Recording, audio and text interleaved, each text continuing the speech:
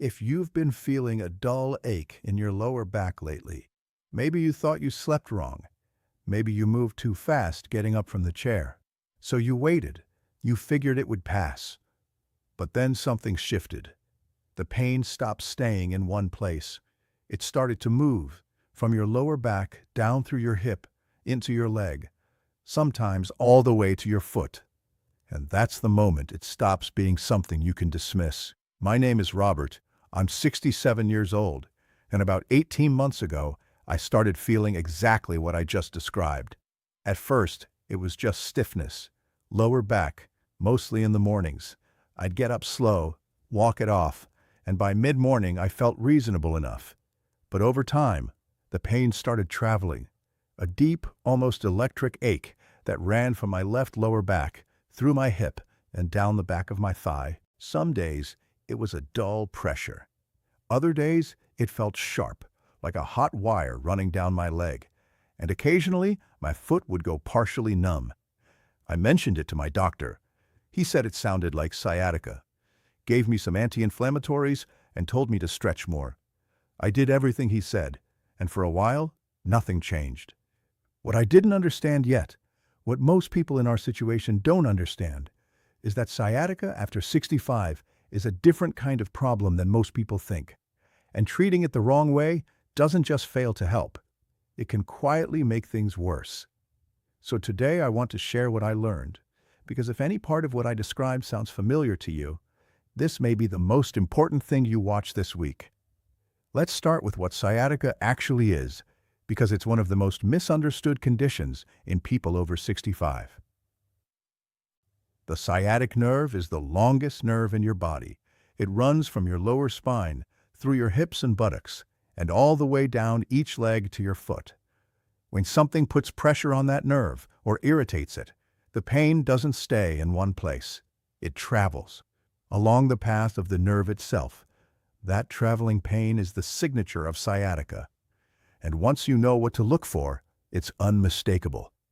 There are 3 clear signs that what you're feeling may be nerve-related, not just muscle soreness or general back pain. The first sign is that the pain moves. It doesn't sit in one spot. It radiates from the lower back, through the hip, into the leg, sometimes into the calf, sometimes into the foot. If your pain has a direction, if it follows a path, that's your nervous system telling you something. The second sign is the quality of the sensation.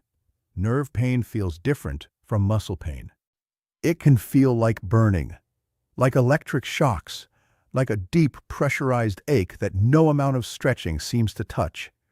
Sometimes it comes with numbness or tingling in the leg or foot. Muscle pain responds to rest and movement in predictable ways. Nerve pain doesn't always follow those rules. The third sign is when it gets worse. Sitting for long periods is one of the most common triggers for sciatic flare-ups, especially after 65. If your pain increases after sitting in a car, at a dinner table, or in a chair for more than 20 or 30 minutes, and then eases slightly when you stand and move, that pattern is worth paying close attention to, because it points directly to the sciatic nerve. Now here's what most people over 65 don't realize, and this is important. After 65, the structures around the sciatic nerve change. The discs between your vertebrae lose hydration and height. The spaces where nerve roots exit the spine can narrow. Muscle tissue around the hips, particularly a small, deep muscle called the piriformis, can tighten and press directly against the sciatic nerve. And chronic inflammation, which increases naturally with age, creates an environment where nerve tissue is under constant, low-grade stress. All of this means that sciatica after 65 isn't the same as sciatica at 40. The nerve is more vulnerable, recovery is slower, and the window for making a real difference is narrower than most people assume.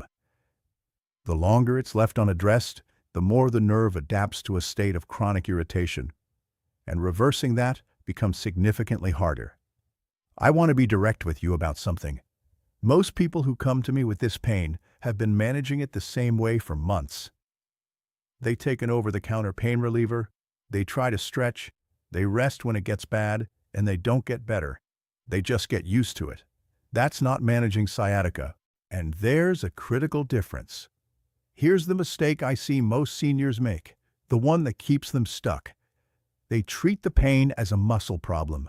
They focus on the back, on the hip flexors, on strengthening the core. And those things are not wrong, exactly. But they miss the root of what's happening. The sciatic nerve is under pressure. It may be inflamed. The tissue surrounding it may be chronically irritated, and none of that responds meaningfully to stretching alone.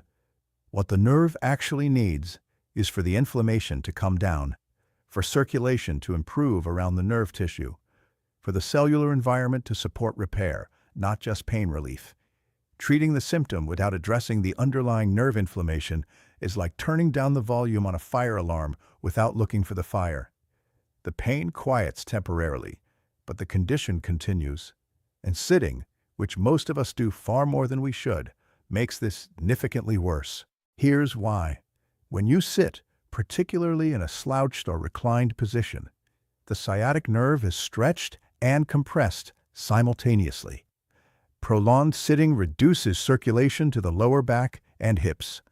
It increases pressure on the lumbar discs, and it keeps the piriformis muscle in a shortened, tight position, one that presses directly against the sciatic nerve.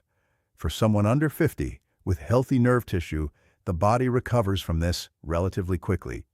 For someone over 65 with already compromised circulation and aging nerve fibers, hours of sitting each day may be quietly feeding the very inflammation that's causing the pain. And most people have no idea this is happening. Now, and this is the part I want you to really hear, there is good news. Researchers studying sciatic nerve health in older adults have identified specific, natural approaches that address the nerve itself, not just the surrounding muscles or bones. The first is reducing nerve inflammation directly.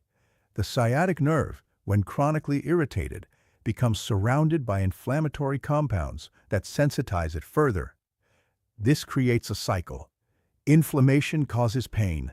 Pain causes guarding and reduced movement. Reduced movement increases inflammation.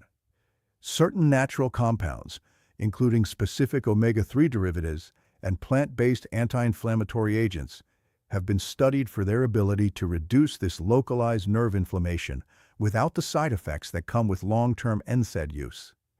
Bringing that inflammation down consistently is the foundation of everything else. The second is improving circulation to the nerve and surrounding tissue. The sciatic nerve depends on a network of small blood vessels for its oxygen and nutrient supply. When those vessels are compromised, as they often are after 65, nerve tissue deteriorates more quickly and repairs more slowly.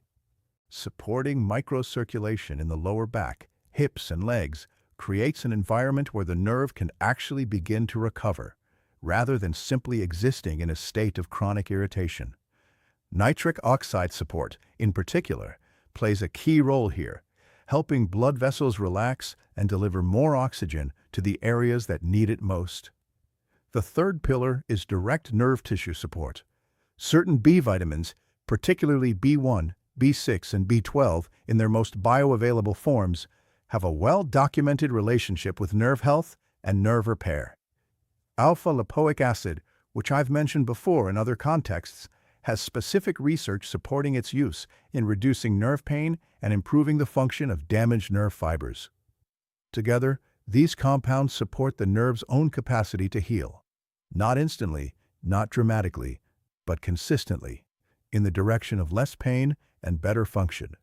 After months of reading, researching, and understanding what was actually happening with my sciatic nerve, I stopped trying to stretch my way out of it.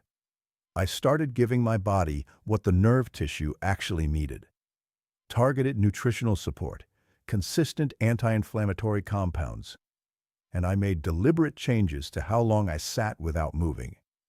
Within a few weeks, the intensity of the pain began to ease. The electric shooting sensation down my leg became less frequent. By 6 weeks, I was walking my normal distance again in the mornings. Not pain-free, I want to be honest with you, but functional, moving, not afraid of the pain. The numbness in my foot, which had been the symptom I found most unsettling, faded significantly over the following weeks. I'm not telling you this was a miracle. I'm telling you it was the result of finally addressing the right problem in the right way. There is a woman I know. Her name is Margaret. She's 69, lives in Tennessee, who had been dealing with sciatica pain for nearly 2 years before she took this kind of approach seriously. She told me that for most of those 2 years, she'd been taking pain medication and avoiding movement because the pain scared her. When she finally began supporting her nerve health from the inside, reducing inflammation, improving circulation, giving her nerve tissue what it needed to repair, she said the first thing she noticed was that the fear started to go away. The pain became something she was managing, not something that was managing her. That shift matters enormously at our age, because fear of pain leads to less movement. Less movement leads to more inflammation. More inflammation leads to more pain. Breaking that cycle from the inside out is how real improvement begins. If you're over 65 and you've been feeling pain that travels from your lower back down through your hip and into your leg, if you notice it gets worse after sitting, if there's burning, tingling, or numbness involved, please don't wait another 6 months to take this seriously. The sciatic nerve can be supported. Inflammation can be reduced. Circulation can be improved. And your mobility, your independence, is absolutely worth protecting. I've placed information below this video about the exact nerve support formula I researched during my own recovery. It contains clinically studied compounds formulated specifically for aging nerve tissue, designed to reduce inflammation, support healthy circulation, and give your nervous system what it needs to repair. Take a look at the ingredients, read the research, ask questions. You don't have to take my word for anything, but please take the information seriously. Because after 65, your mobility isn't just about comfort. It's about staying independent, staying active, staying in your own life. That pain running down your leg right now is your body asking you to pay attention before the window gets any smaller. My name is Robert. I'm 67, and I'm still walking, steady and on my own terms. I hope the same for you.